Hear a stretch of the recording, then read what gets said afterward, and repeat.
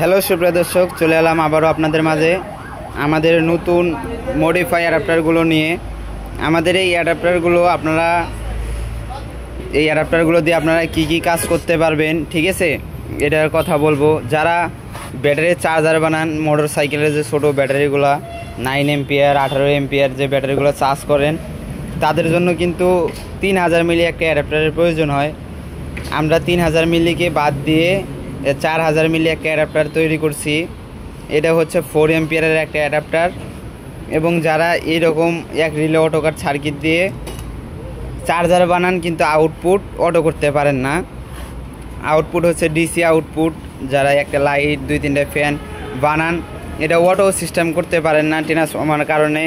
বাড়তি একটা আপনার 12 ভোল্টের অ্যাডাপ্টার লাগে এবং এই অটো কাটটা রান করতে তো আপনার একটা 18 ভোল্টের অ্যাডাপ্টার লাগে, ঠিক আছে, একটা 18 ভোল্টের অ্যাডাপ্টার লাগে। এখন আমরা এটা বানাইছি, একটা দিয়ে বের হবে আপনার 12 ভোল্ট, আর এটা হচ্ছে এসি লাইন, এবং এখান দিয়ে কিন্তু আপনারা 18 ভোল্টের লাইন দিতে পারবেন, ঠিক আছে। এটা হচ্ছে আমাদের হাতে তৈরি একটা অ্যাডাপ্টার। চলেন এটা আমরা চেক দিয়ে দেখাবো যে এটা কত ভোল্ট আউটপুট বের হচ্ছে, ইনপুট কত, আউটপুট কত, সব আপনাকে দেখিয়ে দেব।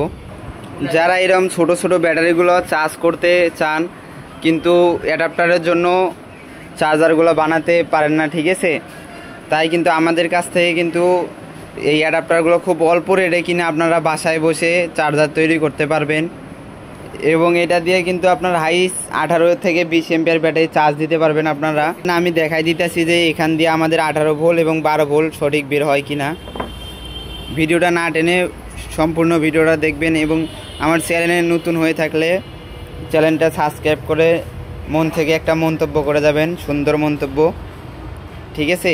আর এটার রেট হচ্ছে মাত্র 400 টাকা, কারণ বাজারে ভাই একটা 3000 মিলি অ্যাডাপ্টার কিনতে গেলেও কিন্তু আপনাদের 300 টাকা পড়ে যায়, এবং 9 ভোল্ট একটা কিনতে গেলেও 150 টাকার মতো পড়ে যায়। আবার এসে 450 টাকা, আবার 2টা ট্রান্সফরমার লাগে, অনেক ভেজাল, ঠিক আছে।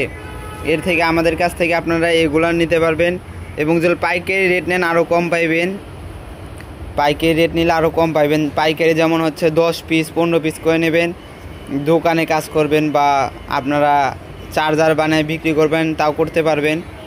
চলেন এখন আমরা এটা চেক দিয়ে দেখবো যে এটা দিয়ে কত ভোল্ট বের হয়। এই যে আমি ভোল্ট মিটার নিছি, ঠিক আছে, ভোল্ট মিটার নিছি, এখন দেখবো এখানে কত ভোল্ট বের হয়।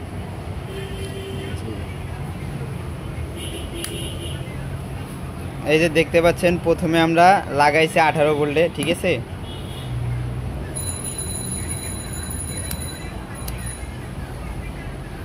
এটা আপনার 18 ভোল্ট না, আমরা এখন এটা যদি রেকটিফায়ারে লাগাই তাহলে কিন্তু এটা হলো আপনার 20 ভোল্ট আসবে।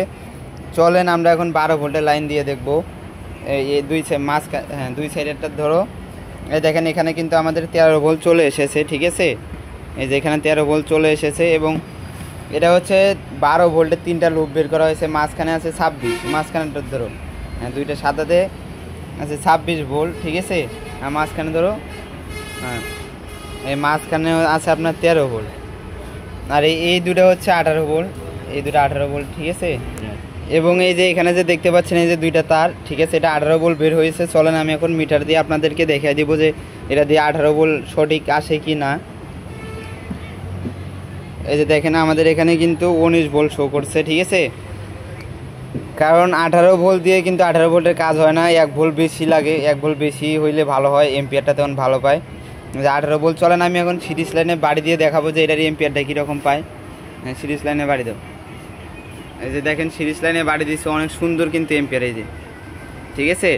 যাদের লাগবে আমাদের কাছে কন্ট্যাক্ট করে মালগুলো নিতে পারবেন। আমাদের কিন্তু স্টক সীমিত অনেক মাল আছে, আপনারা যখন তখন নিতে পারবেন অর্ডার করে। বিস্তারিত জানতে স্ক্রিনে নাম্বার দেওয়া আছে, এই নাম্বারে কন্ট্যাক্ট করে আপনারা সব কিছু বুঝে নেবেন। ধন্যবাদ।